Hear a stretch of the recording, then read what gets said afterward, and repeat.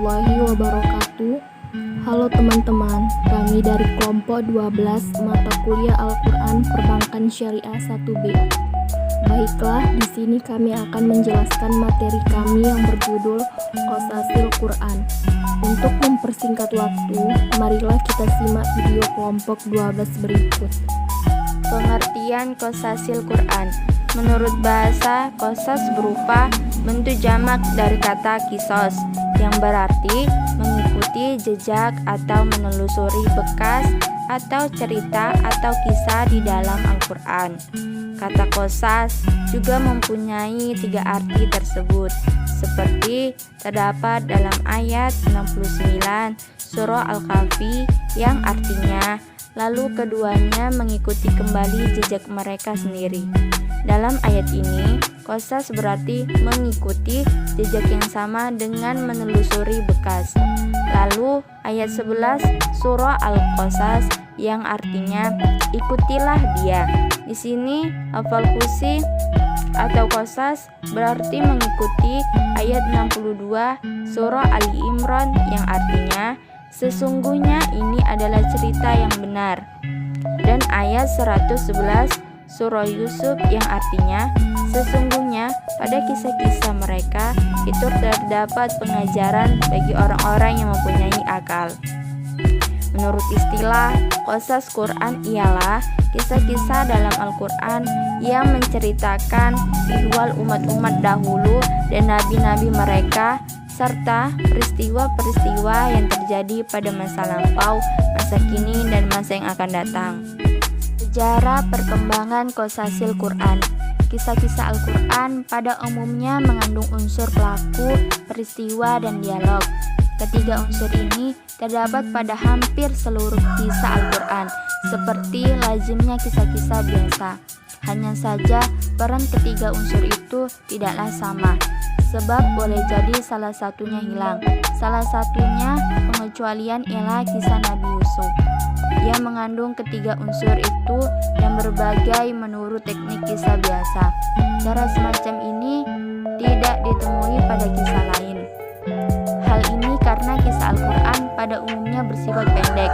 Berikut ini merupakan uraian lebih lanjut ketiga unsur itu.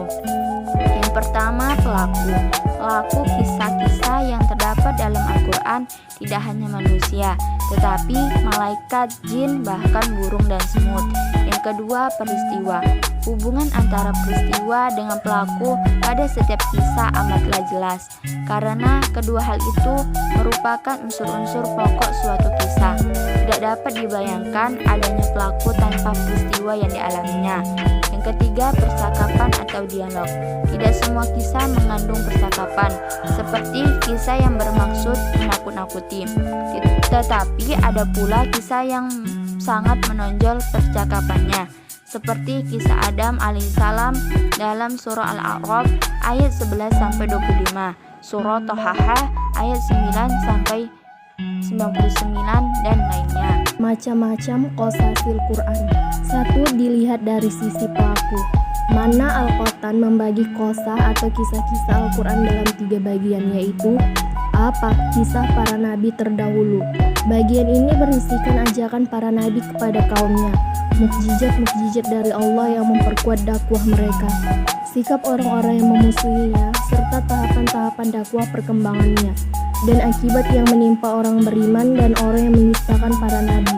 Contohnya adalah kisah Nabi Nuh, Nabi Ibrahim, Nabi Musa, Nabi Isa, Nabi Muhammad, dan Nabi serta Rasul lain-lainnya. B. Kisah yang berhubungan dengan kejadian pada masa lalu dan orang-orang yang tidak disebutkan kenabiannya, seperti kisah orang-orang yang keluar dari kampung halamannya, Talut dan Jalut anak-anak Adam, penghuni gua, Zulkarnain, Korun, Asap, As-Sabti, atau para pelanggar ketentuan hari Sabtu. C. Kisah-kisah yang terjadi pada masa Rasulullah, seperti kisah perang Uhud, Tabuk, Badar, kisah hijrah Rasulullah dan pengikutnya ke Madinah, Isra dari Masjid Al-Haram ke Al-Aqsa dan sebagainya. 4. Faedah qosasil Al-Quran. Banyak faedah yang terdapat dalam kisah-kisah Al-Quran sebagaimana yang diutarakan mana Al-Quran berikut ini.